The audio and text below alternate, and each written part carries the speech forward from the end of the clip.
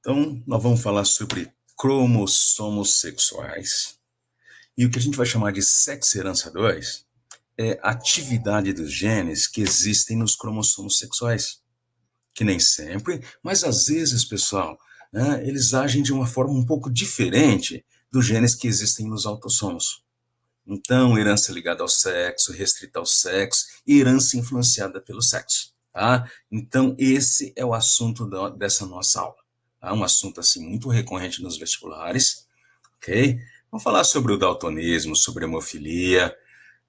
Então, tem muitas doenças genéticas que têm maior incidência no homem.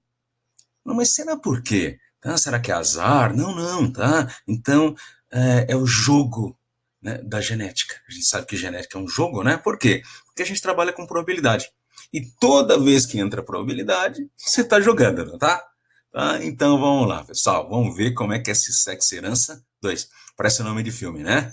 Então, vamos lá.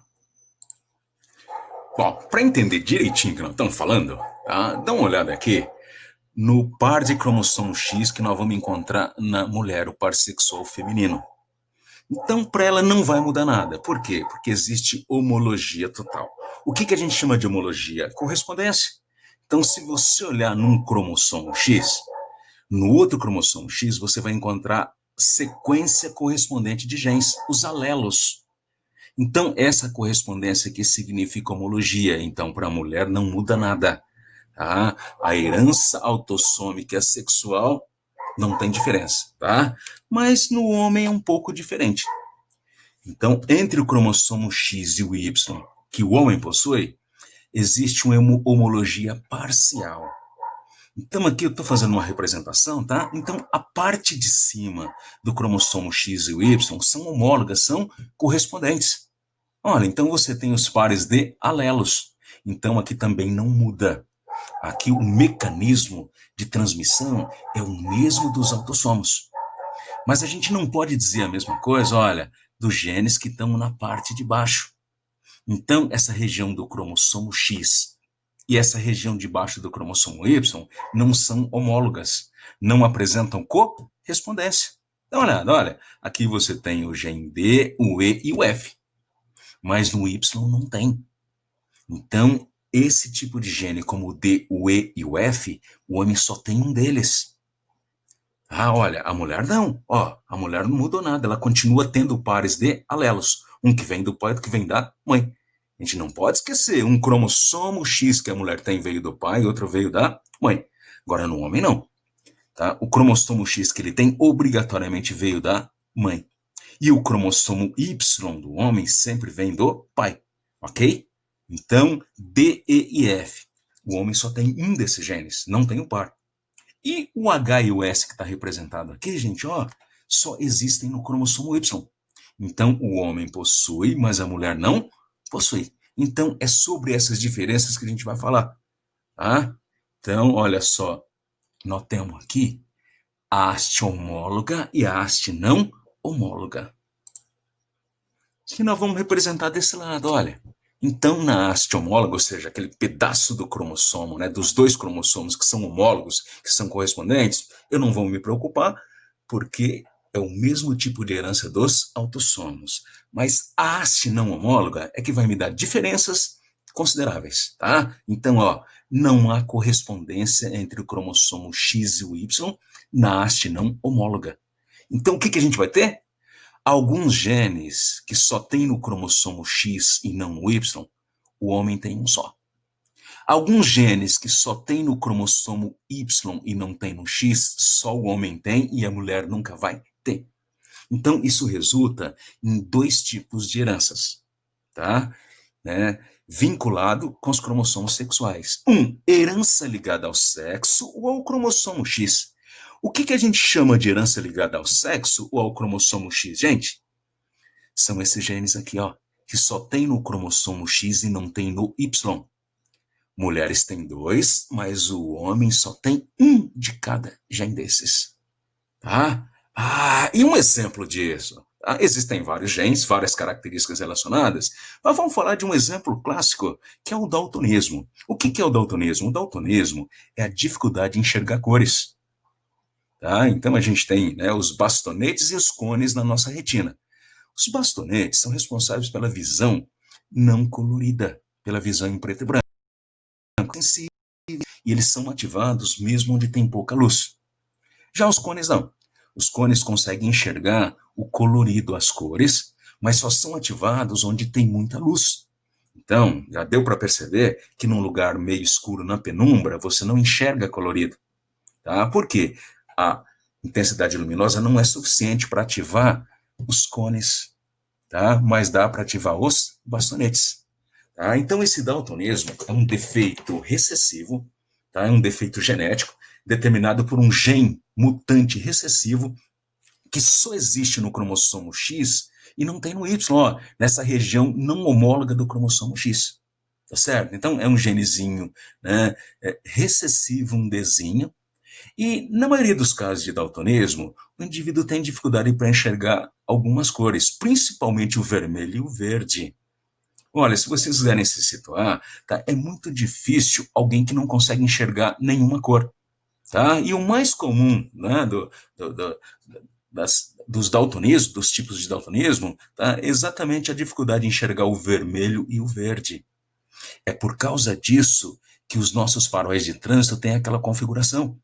Talvez você já tenha até questionado, né? Nossa, por que aquele farol de trânsito, o semáforo, é tão grande assim? Por que não coloca uma lâmpada só e muda ela de cor? Por causa do daltônico. Tá? Então, como eu falei para vocês, a principal dificuldade é enxergar, tá, o vermelho e o verde. Se você coloca, né, uma lâmpada só mudando de cores, pode ser que ele não consiga perceber a cor que está no momento. Tá? Ele vê o vermelho, pode confundir com o verde, isso vai causar acidente.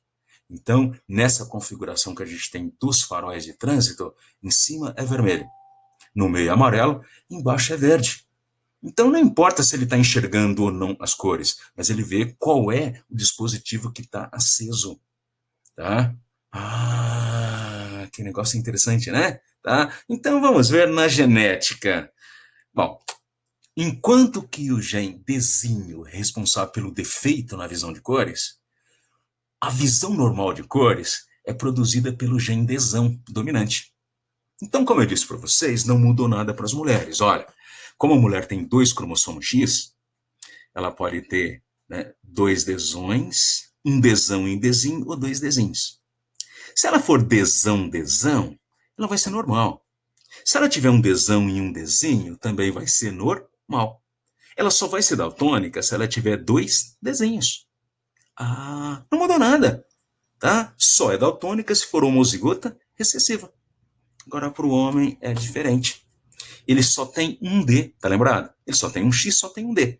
Então ele pode ter o Dzão ou o Dzinho. Se ele tiver o Dzão, ele vai ter visão normal para cores. Mas se ele tiver um Dzinho, ele vai ser daltônico. E notem, esse Dzinho vem de quem?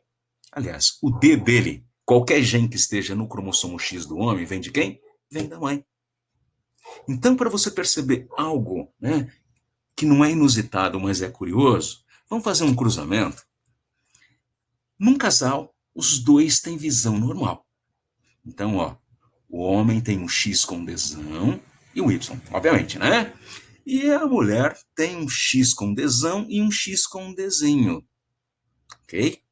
Bom, então, desse cruzamento, olha, se o espermatozoide que está carregando o X fecundar o óvulo X com Dzão, ó, X Dzão com X Dzão, vai dar uma menina com visão normal. Se o espermatozoide que está carregando o X, né, fecundar o óvulo que tem o X com Dzinho, olha, a criança vai receber o X com Dzão do pai e o X com Dzinho da mãe. Então vai ser uma menina normal, porém portadora. O que a gente chama de portador? Olha, esse indivíduo aqui, ó, tem um X Dzão que a torna normal, mas tem o X com o Dzinho. Ela não é afetada, ela não é daltônica, mas ela carrega, ela é portadora do gene pro daltonismo. Então o heterozigoto é assim, tá? Ele é portador, sacou? Menina normal, porém portadora. Agora, e para os meninos? Nos meninos, olha, faz surgir menino quando o espermatozoide carregando o Y fecunda o óvulo. Se o óvulo fecundado pelo Y for o X com desão, vai resultar numa criança X desão Y, que vai ser um menino de visão normal. Mas se esse espermatozoide do Y fecundar o X com desenho, olha só, você tem um menino daltônico, certo? Então tem que tomar muito cuidado aqui, olha, porque tá vendo a diferença? Nenhuma menina pode ser daltônica, mas se espera que metade dos meninos sejam daltônicos. Então vamos analisar algumas coisas muito interessantes e importantes para resolver exercícios assim. Quando a herança ligada ao sexo, ao cromossomo X, eu não coloco o gene isolado, eu coloco o gene e o cromossomo, o X e o Y, tá? Porque aí, ó, eu já tenho o sexo. Eu não preciso multiplicar por meio para analisar a chance de ser menino ou menina. Outra coisa, a pergunta pode ser feita assim. Com esse resultado, alguém poderia te perguntar, olha, qual é a probabilidade de surgir uma criança daltônica? Bom, criança não tem sexo. Então, o surgimento de uma criança daltônica aqui, ó, tem chance de 25% ou um quarto, porque é uma criança. Agora, se te perguntarem qual é a probabilidade desse cruzamento gerar uma menina daltônica, a resposta é zero. Qual é a chance desse cruzamento resultar num menino daltônico? Menino, então ele está se preocupando só com o menino. Então, de 50%. Então, se espera que nesse cruzamento, 50% dos meninos sejam daltônicos. Então, tem que tomar um cuidado muito grande com esses detalhezinhos.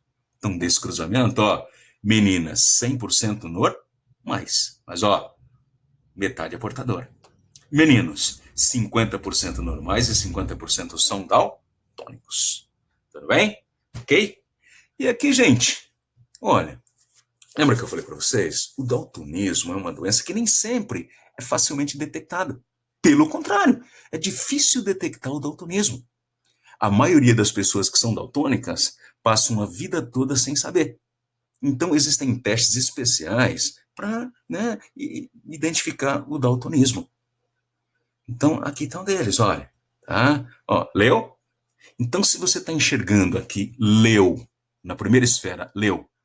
Se você está enxergando nessa segunda esfera, 16, e aqui embaixo, nessa outra esfera, o 12, você não é daltônico. Tá? Agora, se você tiver dificuldade, tá, em algumas dessas leituras, você é daltônico ou parcialmente daltônico. Eu, por exemplo, sou parcialmente daltônico. Eu estou vendo o 16 aqui, estou vendo o 12 aqui, mas eu não estou enxergando o Leu que está aqui, que alguém me disse.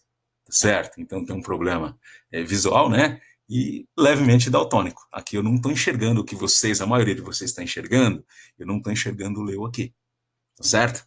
Então você fala, mas por que as pessoas não percebem? Porque cor. Como é que você identifica as cores? Você olha para a cor, e ao longo da sua vida, alguém vai dizendo, ó, aquilo lá é o vermelho, aquilo é o vermelho, aquilo é o vermelho. Ou então, aquele é o azul, então você vai vincular. Agora, se você tem dificuldade em enxergar cores, mas você enxerga tons de cinza, sabe os tons de cinza?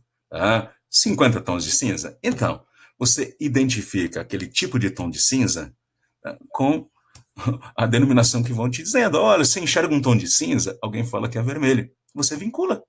Então, a maioria dos daltônicos que não fazem esse teste passam pela vida toda e não descobrem que são daltônicos. Tá certo? Ok? Interessante, né? Muito interessante. E tem outras características assim ligadas ao sexo. Então, a hemofilia é uma dificuldade na coagulação do sangue. Também é um gene recessivo que só tem no cromossomo X. Tá? Então, ó, vocês devem ter notado que aí está a explicação para ter muito mais homens daltônicos que mulheres daltônicas. Para o homem ser daltônico, um único gene para o daltonismo é suficiente. Já a mulher, não, tem que ter dois. Ela tem que receber um gene do pai e um gene da mãe. O mesmo se aplica à hemofilia. Então, existem várias características, né? Ou seja, várias doenças ligadas ao sexo. Tá? Então, ao longo da confecção dos exercícios, vocês vão ver, né, que tem muitas doenças ligadas ao sexo. Algumas até são dominantes, mas a maioria é recessiva. Ok, gente? Legal? Então, muito interessante essa coisa do daltonismo, ok? Bom, mas não para por aí não. Tá? Então, a gente tem do lado de cá, ó, no cromossomo Y, genes nessa haste não homóloga, né? Que não tem correspondência com X, que só existem no Y. Então, uma mulher nunca vai ter esses genes. Sério? Sério. Então, a gente chama esses genes de herança restrita ao sexo masculino, né? Só pode ter no sexo masculino, ou genes holândricos. Tá? Então, genes holândricos, herança holândrica diz respeito a esses genes que só homem pode ter e mulher nunca pode ter, certo? Então, um exemplo que a gente tem aqui é a hipertricose auricular. A hipertricose auricular é aquele monte de pelos na orelha, tá? Não sei se vocês já viram, tá? Mas ó, tá? Hipertricose auricular. Hiper significa muito. Trico significa pelo, tá? E a aurícula é sua orelha, seu pavilhão, onde eu tive muito pelo na orelha, literalmente. Só homem pode ter. E se o homem tem, todos os seus filhos do sexo masculino vão ter. Então, esse gene para pelo na orelha, o cara já nasce com fone de ouvido, né? Para hipertricose auricular, tá? Só existe no cromossomo Y e nunca tem no X. Certo? Então, só homem pode ter. Por isso que é restrito ao sexo masculino. Tá? Mas um outro gene muito importante é o SRY, o gene SRY. Esse gene é responsável pela ativação do cromossomo Y. Então, durante um certo momento, no comecinho do desenvolvimento embrionário, tá, o embrião é ambíguo. Tá? Então, se nada acontecer com ele, inclusive, vai gerar uma criança do sexo feminino. Então, se nada acontecer, se esse gene não for ativado, vai nascer uma menina. Mas num determinado momento, esse gene SRY aqui, ó, está representado pelo S, ele é ativado. E quando ele é ativado, ele induz a formação dos testículos e é aí que está a diferença. E é aí que começa a surgir a genitália masculina e o sexo masculino. Se houver algum problema, e já houve, e esse gene não for ativado, vai continuar a formar, tá, uma menina. Só que vai ser uma menina que tem um X e um Y. Então isso já aconteceu, não é uma coisa super frequente, né? Mas já aconteceu. Mulher que tem um cromossomo X e um Y. O que aconteceu? O que ocorreu? Qual é o defeito? O SRY não foi ativado, ele tem que ser ativado. Então, é um outro gene que só existe no cromossomo Y e não tem no X. Tá? Então, só homens podem ter esse gene. Ok? Então, SRY significa região determinante sexual do cromossomo Y.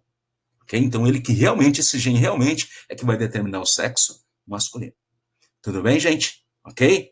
Notem, tá? Nem tem cálculo. Não dá cálculo, aqui é conceitual. Tá? Então, um gene assim, se o homem tem, todos os seus filhos do sexo masculino vão ter. Ok? Bom, e tem uma situação aqui em que os genes não estão nos cromossomos sexuais. Estão em autossomos, lembra? O par sexual a gente chama de cromossomos sexuais ou alossomos.